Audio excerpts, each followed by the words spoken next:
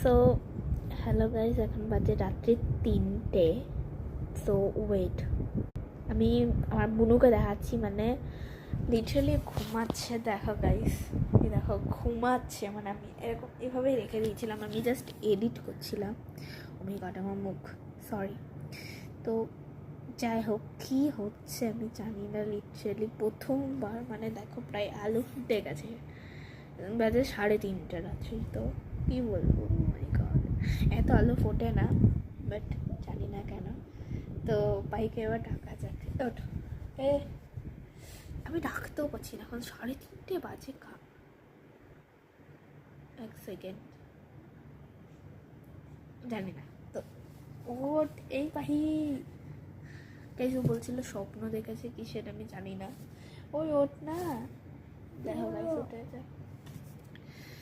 তো আমরা লিটারালি জানি না, এখন 3:30 বাজে। ও ওটা আমরা বলেছিলাম যে আবার 3:30 করবো। তো আমাকে কি ক্যামেরাটা দে।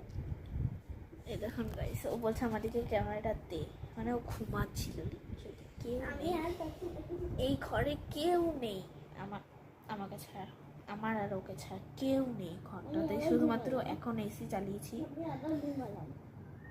না। তো যাই হোক, কী হচ্ছে আমি সিরিয়াসলি জানি না।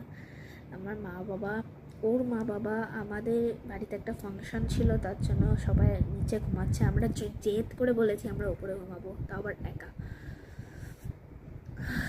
জানি না কী হবে। তো আমি কি বলবো, আমার মধ্যে আমি জানি না কেন আমার হাসি পাচ্ছে, বাট আমি লিটারালি এখন সিরিয়াস মুডে আছি। তো চলো গাইস, এবার আরেকবার স্টার্ট করবো, দেখি কি হয়। এ পাহি, ওই দেখো গাইস, ওঠার নামও নিচ্ছে না। ওই পাহি, গাইস হঠাৎ করে কারেন্ট চলে গেছে, আমার ফ্ল্যাশ লাইটটাও বন্ধ হয়ে গেল, চার্জ শেষ। মানে কি বলবো গাইস, কি হচ্ছে। ও মাই গড।